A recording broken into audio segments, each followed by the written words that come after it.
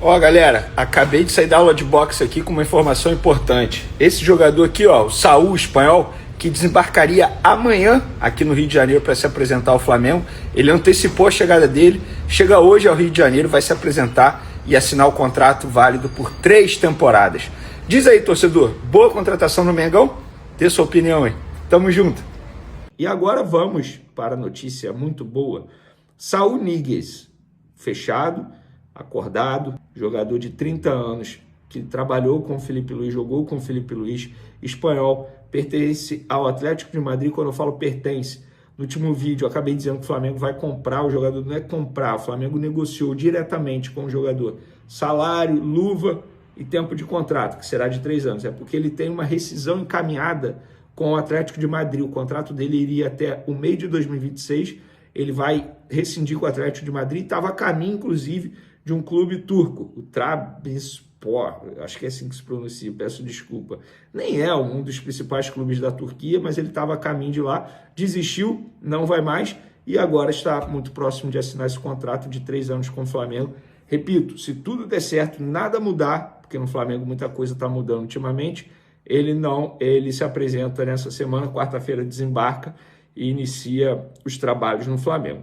Algumas curiosidades aqui sobre o Saúl Ñíguez que eu peguei lá no Twitter, FuteMais.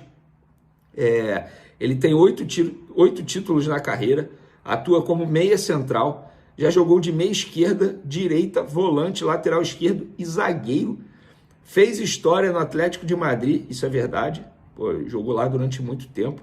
60 gols e 33 assistências na carreira, 19 jogos pela seleção da Espanha, já chegou a valer 90 milhões de euros. Hoje é, sei lá, 600 milhões de reais, é isso? Cara, é muito dinheiro. Óbvio, é um jogador, beleza, e eu concordo com isso, com esse discurso. Vencer o Atlético de Madrid está liberando assim porque o jogador está em declínio na carreira. Sim, ele iria até para o futebol turco. Só que é um jogador que no futebol brasileiro tende a render muita bola. E eu perguntei para pessoas no Flamengo como o Filipe Luís deseja utilizá-lo. Uma espécie de coringa. Jogar no lugar do Gerson. Fazer volante também. Ele faz várias funções, como a gente já disse aqui em outros momentos. Então não tem nenhum... ele chega para ser esse jogador específico, dessa posição específica. Não, não é isso. E aí muita gente falando sobre lesão, que é um jogador que tem muitas lesões. Segundo o site Coluna do Fla, pelo menos eles postaram, diferente do que é dito nas redes, Saúl tem números baixíssimos de lesões na carreira. A última, na temporada 2024-2025, deixou o jogador 57 dias fora. Antes dessa, a última vez que o meia ficou sem jogar por conta de problemas físicos foi em 2020, há 5 anos. Pô, gente, não tem lesão, né? Por favor, né? Óbvio, estou confiando no site Coluna do Fla aqui, não fiz essa pesquisa, mas, em cima dessa informação aqui, não tem como criticar a chegada do jogador. Então o Flamengo não paga nada ao Atlético de Madrid, negocia apenas salários e luvas com o jogador e fecha com o atleta por um contrato de 3 anos.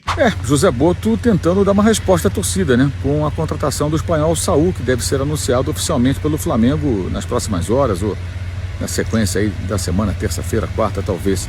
Jogador esperado já no Rio de Janeiro, já nessa quarta-feira, ao que tudo indica. Ele ia para o Trabzonspor da Turquia, já foi à rede social registrar que não irá mais, alegando questões pessoais. Uma boa resposta, né? O Boto precisa reagir, porque disse que faria contratações, o BAP na campanha para presidente do Flamengo disse que seria um ritmo diferente, mais organizado, uma outra estrutura, uma outra forma de atuar no mercado em relação à gestão anterior. E como já postei inclusive aqui no vídeo anterior no Feeds, né? 61 dias atrás ele falava que estava tudo já engatilhado, que as contratações seriam feitas e não aconteceu nada, né? Rigorosamente nada. Só o Jorginho que chegou, que era um nome já acertado, que já vinha sendo ajustado há algum tempo. Essa é uma boa contratação, um jogador que pode atuar diferentes funções, pode preencher um pouco a lacuna deixada aí pelo Gerson no elenco do Flamengo, e um jogador experiente, que é uma questão só de adaptação, né? Mas é preciso mais, né? Segue aí a novela Carrascal, vejamos se terá uma definição também nessa semana. E a expectativa é por mais nomes, né? Que o Flamengo contrate pelo menos mais um jogador, pelo menos 13 nessa janela. Então, o Boto tentando um pouco tardiamente, no ritmo da gestão anterior, dar uma resposta à torcida que está ansiosa por reforços e o Flamengo precisa. É interessante esse jogador para o Flamengo, PVC? O Saul é bom jogador. O Saul não é craque. É um 30 bom anos, jogador. ele está com 30 anos. Mas seria para repor o Gerson? Não, acho que não. Acho que o Carrascal repõe mais o Gerson. O Saul pode jogar pelo lado direito. O Saul pode jogar aberto pelo lado direito, pode sair da direita para dentro, como é o caso do Carrascal. Mas eu acho o Gerson mais jogador. O Gerson é mais talentoso. A gente pode discutir que o Saul fez sucesso no Atlético de Madrid, foi campeão espanhol pelo Atlético de Madrid, tem culturas diferentes de jogo, mas o Gerson é mais habilidoso, o Gerson é mais talentoso, o Gerson é mais brasileiro para o Campeonato Brasileiro. O Saul tem uma chance de dar certo, mas o Saul é um jogador mais cumpridor, menos inventor. Mais tático. Mais tático. Mas é interessante para esse Flamengo, nas mãos do Felipe Luiz?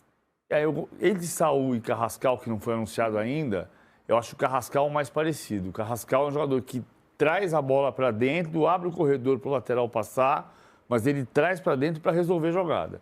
O Saul não. O Saul vem para dentro para cumprir espaço e permitir que outro jogador defina. Ele é menos definidor, mas é bom jogador.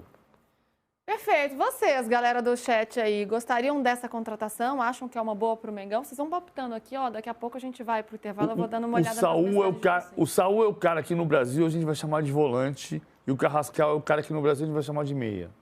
Tá, e por que a gente vai chamar e você não fala, é volante e o outro é meia? Porque eu acho que, por exemplo, o Enzo Fernandes é volante. O Chelsea jogou com 3 volantes na final do Mundial? Ah, entendi. É?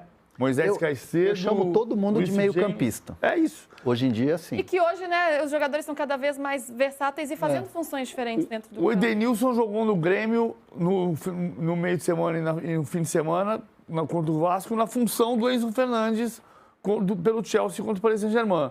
Veja, eu não estou dizendo que o Edenilson é tão bom quanto o Enzo Fernandes, mas a função era a mesma. Ele é um volante que vai dar pressão lá em cima, na linha do atacante. E ele é atacante? Não. Aí você vai chamar de quê? O Enzo Fernandes jogou de volante pelo Chelsea contra o Paris Saint-Germain? Não. Ele jogou como atacante. Ele pode dar essa opção de passe, pode marcar lá em cima, pode ser vertical.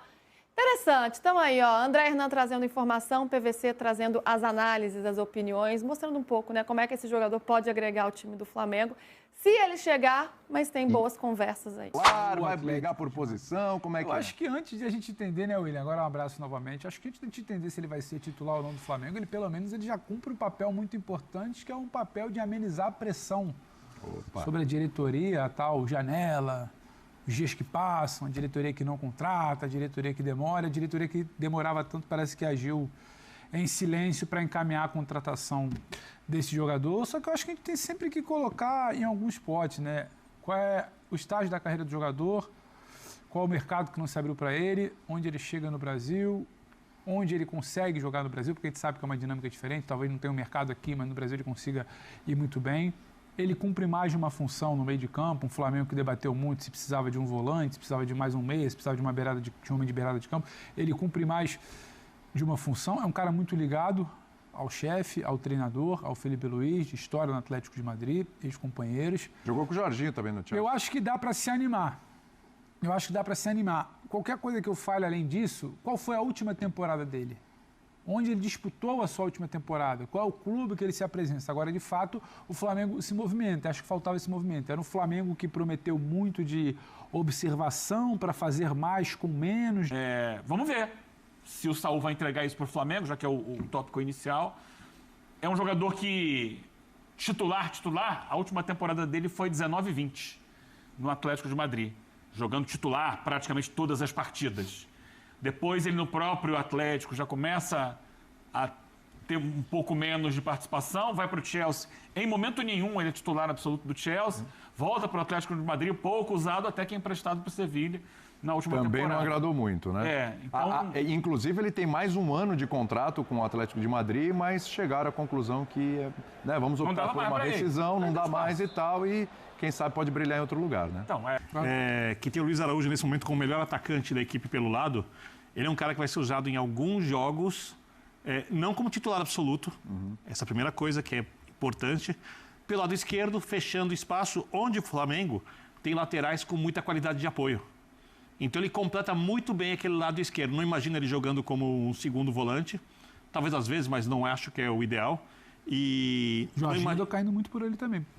meia mais pela esquerda também, de proteção. Assim, mas aí eu tô imaginando o Flamengo jogando em 4-2-3-1 e ele como um dos jogadores da linha de 3 da esquerda, de acordo com o jogo e de acordo com o adversário, porque o Flamengo pode ter também 2 jogadores, como vem usando, agudos e bastante agressividade pelos lados. Jogadores com drible, com construção. Apesar que o Everton Cebolinha não tem conseguido ser, mas ele é um jogador com essa característica.